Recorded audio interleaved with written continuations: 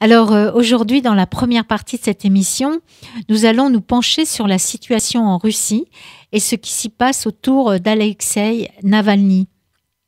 Pouvez-vous en premier lieu nous présenter précisément qui est Alexeï Navalny? Eh bien, Navalny est un homme tout à fait étonnant qui a 44 ans maintenant, qui a un cursus d'études juridiques en Russie et qui a fait un séjour aux États-Unis, à Yale. Donc, que s'est-il passé aux États-Unis? A-t-il eu des contacts, appelons un chat, comme l'on dit, avec des services? Ou a-t-il eu une vision donc pendant 2 ans de la vie américaine qui lui ont donné donc un souffle et qui lui ont donné cette vision de liberté qu'il souhaite exprimer à domicile dans son pays, en Russie? Donc on peut se poser la question, mais il y a forcément une influence de ce séjour. Donc il a commencé relativement tôt son activité politique, qui était au départ beaucoup plus nationaliste. N'oublions pas que en 2014, il a soutenu l'annexion de la Crimée. Il s'est présenté déjà à des élections. Il a eu 27% des élections municipales à Moscou, ce qui n'est pas du tout un score négligeable. Et donc, il a évolué effectivement de cette thématique nationaliste vers une thématique qui résonne très fort actuellement en Russie et depuis quelques années, c'est celle de l'anticorruption, donc du dévoiement économique des ressources de la Russie au profit de quelques-uns et au détriment de tous. Alors vous faites allusion justement à une situation tout à fait particulière en Russie. Quels sont les éléments auxquels vous pensez précisément? Eh bien, il se passe en Russie, et cela, je crois, n'est pas assez souligné, une rupture. Il y a une rupture de ce que nous pouvons appeler un pacte social. En quoi consiste-t-il et d'où vient-il? Il vient des besoins qui ont été criants dans la première décennie de la naissance donc de la Russie après l'écroulement de l'Union soviétique, donc après 1991, les 10 années très piteuses, si on peut dire, de l'économie russe, où pendant 8 des 10 années que je viens de citer, eh bien le PIB a décru d'une année sur l'autre, c'est-à-dire que la production russe s'est abaissé, donc que les revenus des Russes ont diminué pendant 8 ans sur 10. Ça veut dire chômage, ça veut dire augmentation du coût de la vie, donc des situations totalement difficiles à supporter. Baisse de la production pétrolière, stagnation des prix du pétrole pendant aussi cette décennie-là. Donc, des années horribilis pour la population. Et je crois qu'il s'est, à la suite de ça, il a émergé un besoin de dire, eh bien, il faut qu'il y ait un renouveau économique en Russie. Il faut, deuxièmement, après l'écroulement de l'Union soviétique, la disparition du pacte de Varsovie, il faut faire revenir la Russie sur le devant de la scène. Et troisièmement, donc, eh bien, si cela doit se faire au détriment de nos libertés individuelles, eh bien, nous l'acceptons.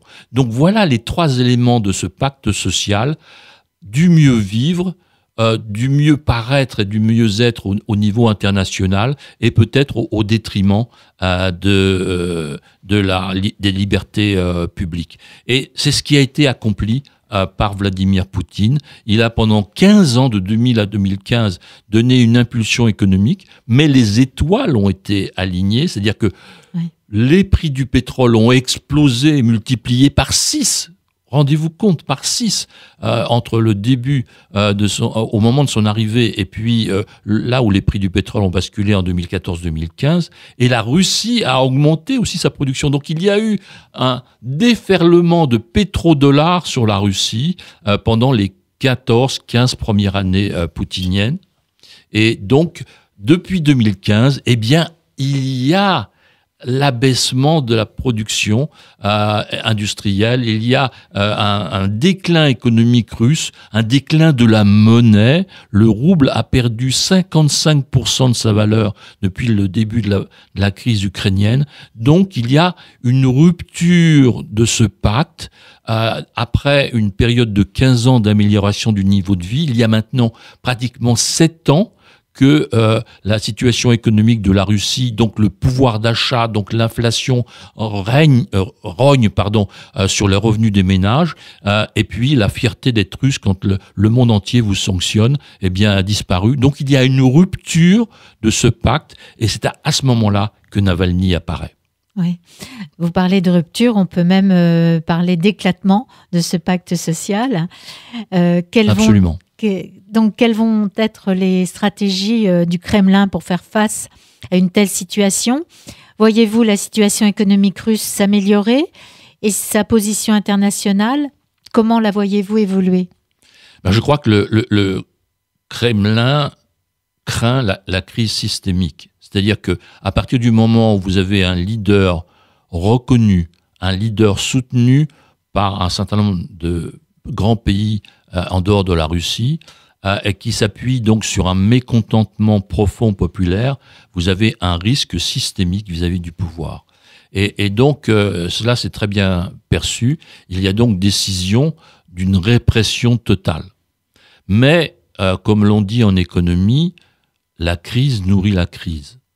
Et donc, en politique, le Kremlin peut-être être confronté à cela, à savoir que la répression extrême des manifestations, des décisions extrêmes concernant le séjour de Navalny en prison, eh bien, l'addition des deux peuvent créer un mécontentement encore supérieur. Donc là, il y a vraiment un regard à porter sur cette situation-là, d'autant plus qu'il y a au mois de septembre de cette année des élections législatives. Donc, il peut y avoir des stratégies intéressantes de la part de l'opposition à jouer. Donc, d'un point de vue économique, les prix du pétrole vont maintenant être stabilisés à peu près autour de 60-70 $, mais la production russe est moindre. Donc, le rouble, comme on l'a dit précédemment, a fortement diminué. Donc, les indicateurs économiques à moyen et long terme ne sont pas très favorables.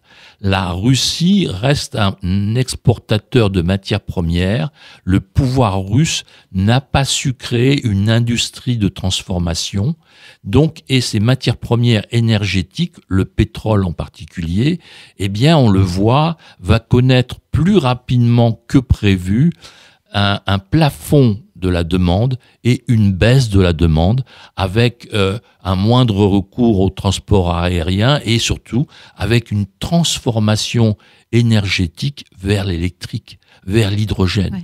Ouais. Et donc, l'ensemble de ces forces énergétiques russes, le gaz mis à part, parce que je pense que le gaz va connaître un développement important vers la transformation en électricité en particulier. Donc, l'économie russe dans les prochaines années va être stagnante.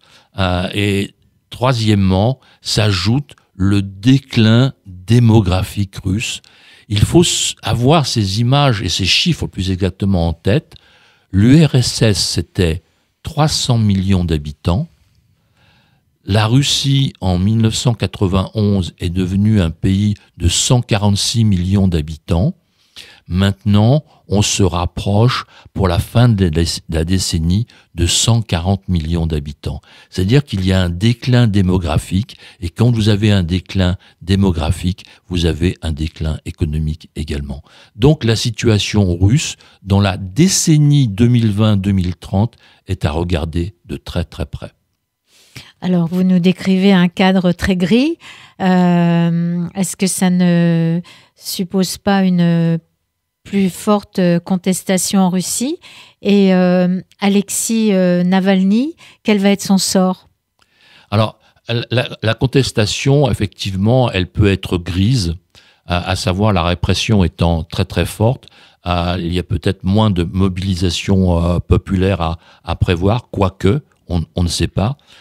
Mais elle peut être multiforme, c'est-à-dire que Alexeï Navalny a une femme qui va reprendre et qui a déjà repris le flambeau. Donc on va avoir en Russie des leaders féminins. En dehors de Madame Navalny, il y a une autre avocate, Madame Sobol, aussi qui a fait son apparition vis-à-vis des médias l'an dernier dans l'entourage de Navalny. Et vous avez une troisième tête d'affiche qui est la leader des mouvements contre les violences conjugales. Donc vous avez là aussi un troisième fer au feu qui va agiter la société russe, qui est celui de la maltraitance à l'intérieur des familles russes. Et c'est un sujet tout à fait important. Donc il va y avoir certainement une répression continue, mais des axes de résistance tout à fait profonds dans la société russe qui vont accompagner donc une stagnation économique. Merci Gérard Vespierre pour cette nouvelle analyse si riche et si détaillée. Une analyse sur la dynamique profonde au sein de la société russe au cours de ces 30 dernières années. Et pour rester dans une ambiance peut-être un peu plus fraîche, nous écoutons Nathalie par Gilbert Bécaud